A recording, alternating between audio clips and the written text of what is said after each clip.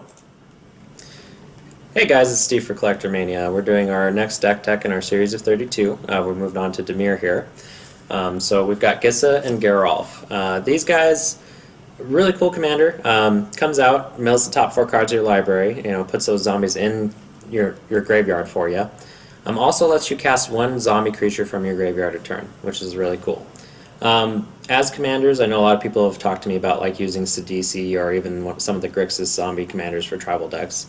I don't know, I just think this is clean and simple, just blue-black zombies. These are their strongest colors in my opinion, most of them are here. I don't really see a huge benefit in adding red, besides maybe like wheel effects and stuff like that. So I've kind of just stuck with these guys. They're pretty cool. I've played, I don't know, numerous games with this deck and it's always worked. So that's Gisa and Geralf. So let's get into our creatures here. First off, we got a Carrion Feeder, sorry. Just a really good sack outlet. There's a lot of course, recursion in this deck. A lot of ways to get things in particular like Gary out of the graveyard. So this is just a good way to put them into the graveyard. Plus, it makes itself a little bit bigger, stuff like that. Just a good 1-drop. Then we've got our next creature is a Crypt Breaker. This is kind of a breakout card from this set, I would say. Really cool zombie card, lets you draw cards, lets you do a whole bunch. It's got a whole bunch of abilities on it. Really, you can even make zombie tokens with it by discarding the creature that you're going to reanimate with Gisa and Geralf anyway. So just a cool zombie tribal card. We've got a new addition with Dread Wanderer. Haven't gotten a chance to play with this guy yet. He seems pretty cool. Not as good as Gravecrawler, of course, but he's decent. He'll do what he needs to do. Then, all-star zombie here that we just kind of mentioned, Gravecrawler. This guy has a lot of synergy with this deck, of course. There's a lot of combos that you can kind of see develop in the deck, that are just zombie tribal-centric, and we'll kind of get to those later, but Gravecrawler is a big piece of that. Then we've got another discard outlet with Putrid Imp. You don't have to pay anything, you don't have to do anything, you just discard a card. Plus, he gets a threshold pump essentially when you get 7 cards in your graveyard, and that's +1/+1 and can't block. So it's it's what it is. It's just a little 1-drop again. Okay, and now we've got a little bit of card draw here with Blood Scrivener. A lot of times I find myself hellbent in this deck, not having any cards in hand, and that's kind of okay with something like this since you're casting most of your good stuff from the graveyard anyway. Now we've got Crypt Creeper, sorry. Just a little bit of graveyard control on your opponent's side. Kind of a generic zombie. And then we've got Relentless Dead. This card, of course, is insane as well. Another one of those good zombie cards come from the Shadows block. Okay. Then we've got Screeching Scab.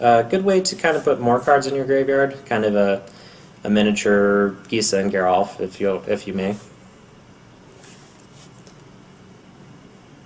I've got Shepherd of Rot. This guy will win you the game sometimes. Really, the idea is to come out swinging, get your opponents to a lower life total than you, and then just start tapping this guy and dealing everybody a bunch of damage. The downside, of course, is that you do have to deal damage to yourself, but that's why, once again, you kind of get out there and start swinging as soon as you can. And then we've got a Cemetery Reaper, a Lord, of course. Plus, you can also make zombie tokens out of people's stuff that they would like to recur. So, like if they're playing, any Reanimator at all, like this guy's definitely a key piece at getting rid of some of that stuff from other people's graveyards.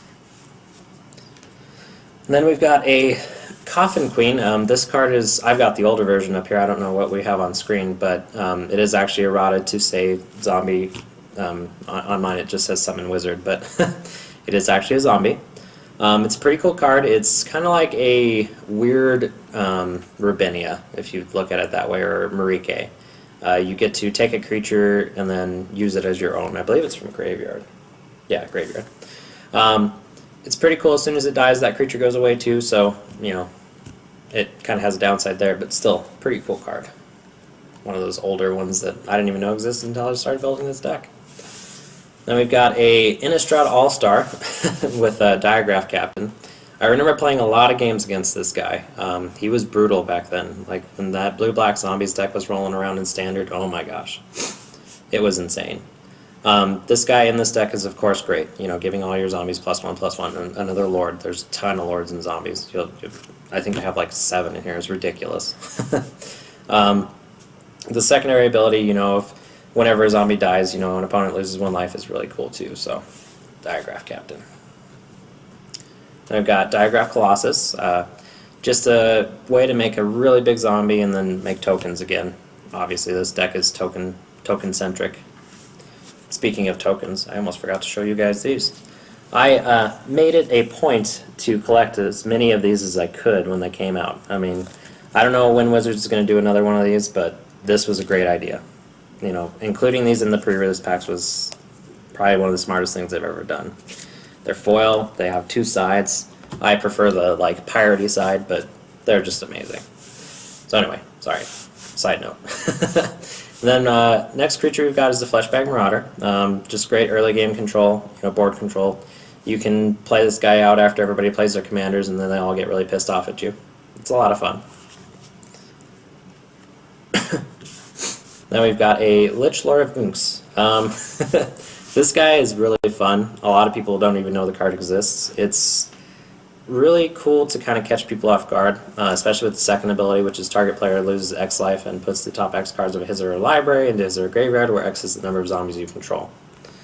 Like, in this deck, you can have a ridiculous amount of tokens and just creatures on the board, so you can usually kill somebody with this card if you need to.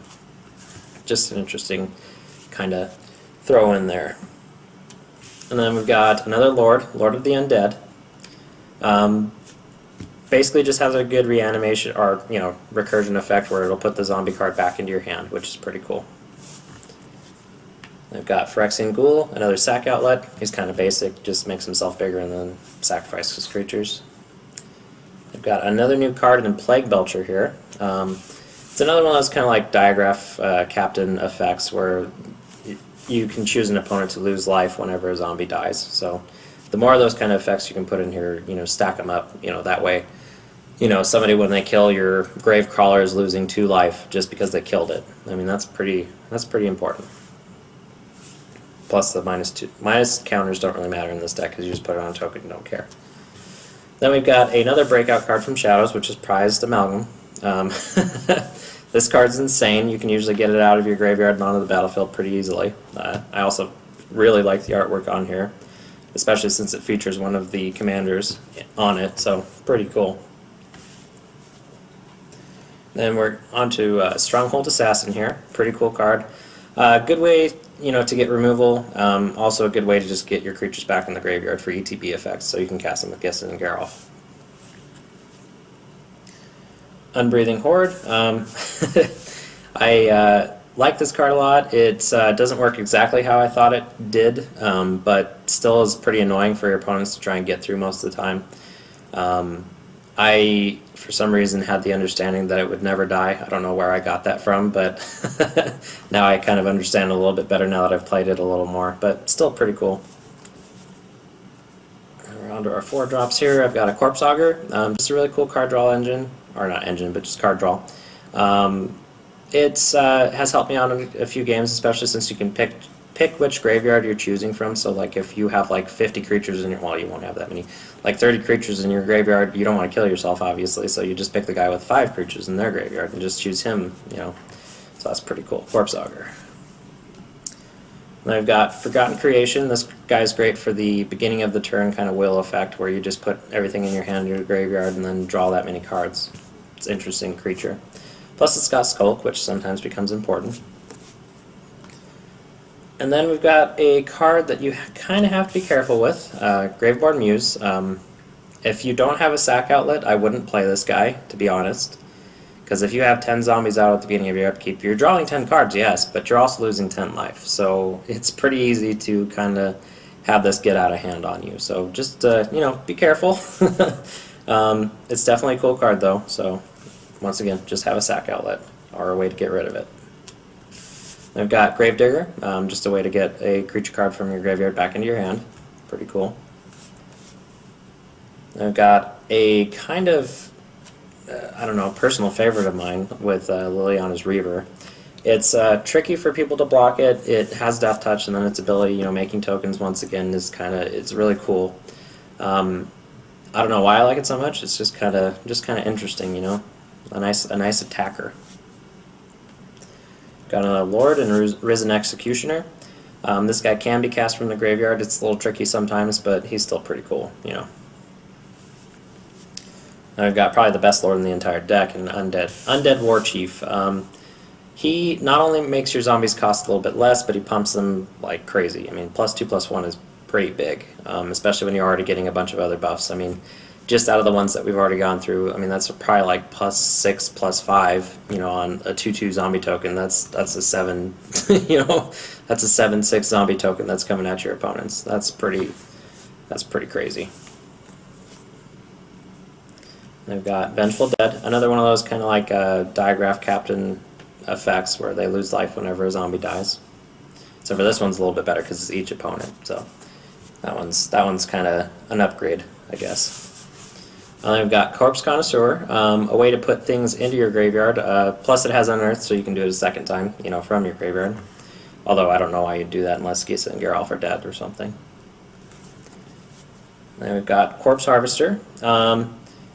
This is a really cool zombie tutor. It's kind of like a hidden tech, I would say. Not a lot of people have even seen this card. It's really cool, just being able to sacrifice a creature and then search up a zombie. Plus the artwork is awesome. Okay, and then we've got kind of one of the main win conditions in here, surprisingly, in Gary. I know that a lot of people, when they're playing mono black, will use this guy to just obliterate their opponents. It's great for the life gain because, as you've seen, we pay a lot of life for things. So, like, I don't know, if you're Crypt Gas, or not Crypt Gas, I'm trying to think. Sorry, I'll just go back and grab the name here. I should know it off the top of my head. Graveborn Muse, there we go. If your Graveborn Muse is just beating you down and you just need to gain a whole bunch of life back, Gary will do that for you, or Grey Merchant of Asphodel, as it's normally called. But just a cool card. You usually have a heck of a lot of Black Devotion in here, too. Just awesome that it's a zombie. And then we've got one of my favorite cards of all time, in Having Go Lich, a great way to reanimate creatures in your graveyard, but also in other people's graveyards. You're not going to be able to make a whole lot of other colors of mana in this deck, so it's kind of limited, but still pretty cool. We've got Noxious Ghoul. This guy is kind of one of the big board wipe kind of creatures in the deck. It's, for each zombie that you play, your opponent's creatures get -1/-1 until end of turn. That can be really big because, I mean, you can put like 10 tokens in a turn if you really get the engine going, so really cool card. I've got Phyrexian Delver, just a good to reanimate target zombie and graveyard creature. Possessed Scab. There are a few instants and sorceries in the deck, and this guy definitely helps with that. Being able to get them back definitely helps a lot. And we've got another tutor card in Sidisi, the Undead Vizier. Really cool card. I love the exploit. Most of the time, a lot of people just exploit her, which is what I do a lot of the time too. But sometimes you can just hit the zombie token that's sitting on the side, not doing anything. So pretty cool card. Pretty good tutor. And we've got Geralf's Mind Crusher. Great way to mill yourself, or if your opponent happens to have like barely any library, you can try and hit them with this too. Plus he's a giant 5/5 zombie that undies. I mean, what's better than that? Then we've got Geth, Lord of the Vault. This is probably one of my favorite cards to see in the deck. It's is a way to kind of have a secondary win condition because you can kind of overwhelm people with their own stuff with this guy. Plus he's got Intimidate, so I mean, it's just an overall good zombie. Okay. Then we've got a Gravespawn. This guy is surprisingly effective. Being able to recur zombies by tapping other zombies is ridiculously good. It's kind of one of those cards that I recommend to anybody that talks to me about doing zombie tribal, because this card isn't often brought up very much, but it does a lot. Then we've got one of the biggies. It's Mikaeus the Unhallowed. Obviously, giving everything Undying is amazing. is one of those cards that's, I don't know, kind of shunned upon in many play groups because he's kind of broken in a lot of ways, and he very much is. But I don't know, I like playing him in this deck. I feel like he fits the theme here, so he's, I guess, appropriate to me. I don't like playing too many broken cards in decks, you know, because it gets a little boring winning the same time every time. But in this deck, he's a zombie. I had to put him in. Okay, with that, I believe we're transitioning here to our Planeswalkers. We've only got one. It's Liliana's Death's Majesty. I know we've talked about this a few episodes ago on the command table, or last episode on the command table. It's a really cool card. Makes you a zombie token, reanimates one of your zombies from the graveyard. In my mind, I'm just going to keep +1ing her and just keep getting the tokens until I can do the ultimate, because it really matters in here. Yeah, you're losing your Gisa and Geralf, but I mean that just means you can recast them and then put the top 4 cards of your library in the graveyard. So yeah, really cool card. Okay, with that, we're transitioning to our artifacts here. Not too many of them. We've got a Soul Ring for a little bit of mana ramp. We've got a Altar of Dementia for another sack outlet / alternate when condition, because you can sometimes mill people out if they're not prepared. Coalition Relic for a little bit of mana ramp. Side note on this card, it's getting ridiculously expensive. I don't know if you've seen the prices on this thing lately, but I think last time I checked it was like $22. It's insane. I remember when this card was like $5. Then we've got a Hedron Archive for a little bit more mana ramp and card draw. A Slate of Ancestry for a lot of card draw. This card in this deck is amazing. Wheel effects in these kind of strategies are ridiculous, and this card being able to draw as many cards as you have creatures out is absolutely ridiculous. Okay, then we've got our enchantments here. We've got a very few of these too. You'll notice that there's quite a few of non-creature permanents in here, mainly because you are milling yourself so much that it's really hard to cast some of it. You can't really cast enchantments or artifacts from the graveyard like you could in maybe other decks, so there's not too many, but there's a few key ones. So we've got Necromancer's Stockpile, just a good way to discard creatures early in the game and then make tokens. A Zombie Infestation, kind of the same thing, we're just doubling up here, except for this one's free, which is really nice. I prefer this one, to be honest, even though you have to discard 2. Endless Ranks of the Dead. You would think this card would be better than it actually is. I've had so many games where it's just flat. You have one zombie token on the board and you're just like, doesn't really do a whole lot. But when it works, it works. You know, when you're doubling your 10 zombies to 20, that's a big deal. So. And then we've got kind of the combo-y side of the deck in Rooftop Storm. This with Gravecrawler and like anything that like benefits you for sacrificing stuff and then recurring it is insane. So like the ghouls that say, you know, your opponent loses 1 life whenever a zombie dies, like it'll win you the game. That's it's definitely a thing. From that, we're going to go to our instance here. We've got a Entomb, you know, get some zombies into the graveyard. I actually just got this recently in the Eternal Masters. This is probably the first Entomb I've ever owned. I love the artwork on this thing. It's so cool, just having the one arm sticking out of the ground. And then we've got a Epiphany at the Drown Yard. Pretty cool card that came out of Shadows. A great way to mill yourself, draw some cards, stuff like that. So, cool card. Then we've got Tragic Slip, just good removal. Plus it was kind of a nostalgia thing for me to have blue-black zombies and Tragic Slip, because that's where that, you know, Innistrad, that's where this came out, and it just made sense. Forbidden Alchemy. This is kind of along the same lines, you know, same story here, really. And plus it can be cast from the graveyard, which is the really big thing. Flashback is awesome. Got a few counterspells just for, you know, when you're getting ready to win, but you know you're playing against a control player. So we've got Psychic Strike, just a good way to, you know, counter something, plus it has a little bit of mill on it. We've got a Soul Manipulation. I love this card. Being able to counter somebody's creature and then get one of your own creatures back from your graveyard. It's awesome. Then we've got a Sudden Spoiling.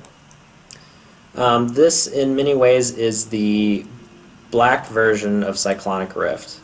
You know, in a way, I guess. It's not as efficient, of course. I guess a closer comparison would be like something like Aetherize or something, or even Clone Legion or something like that. It's in this deck can be pretty devastating. They swing at you, and then you just turn everything to a 0/2, and then your 2/2 zombie tokens are blocking and killing everything. So really cool card, can't be responded to, and that's the really big part about it. Okay, then we've got an Ancient Excavation, one of the newer cards from the Commander set that came out this year, or last year. Was it this year? Yeah. Anyway, awesome card. It's got basic land cycling on it, being able to go and find a land when you need it. Just really cool all around good card in this deck. Okay. We've got our sorceries here. We've got a Dread Summons, a great way to make a bunch of zombie tokens. A Windfall, kind of another wheel effect. A Zombie Apocalypse, kind of a gotcha card, you know, for when everybody's thinking you're down and out, and then you just reanimate all your zombies and kill all their humans. Really cool. Okay, and with that, we're transitioning into our lands here. First up, we've got a Baron Moor for a little bit of cycling, draw action. You know, late game you just pitch this and draw a card. Early game you play it as a land, of course. A Choked Estuary, good dual land. A Dakmor Salvage, dredge land, it's okay. I might just switch this out for a swamp at some point. I don't know. I haven't really had that much success with it. Got a Dark Water Catacombs. A Dimir Aqueduct. Dimir Guildgate. A Dismal Backwater. A Dreadship Reef. Drowned Catacombs. Evolving Wilds, of course. A Sunken Hollow. A Temple of Deceit. And then an Unholy Grotto, which I'll spend a second to talk about this card. It's something I didn't even know existed until I started building this deck. It is ridiculously awesome. It's kind of like a, I don't know, just a ancient or academy ruins for zombies. You know, it's a really cool card. It's kind of expensive. It's getting up there. I think more people are picking up on it nowadays. It's just an interesting kind of tech card. And with that, I believe the rest are just islands and swamps. I believe there are like 7 islands and like 16 swamps or something like that. But that is the deck tech. As is always, I hope you all enjoyed it. Remember to like, favorite, and subscribe, and check us out next time, and we'll see you later.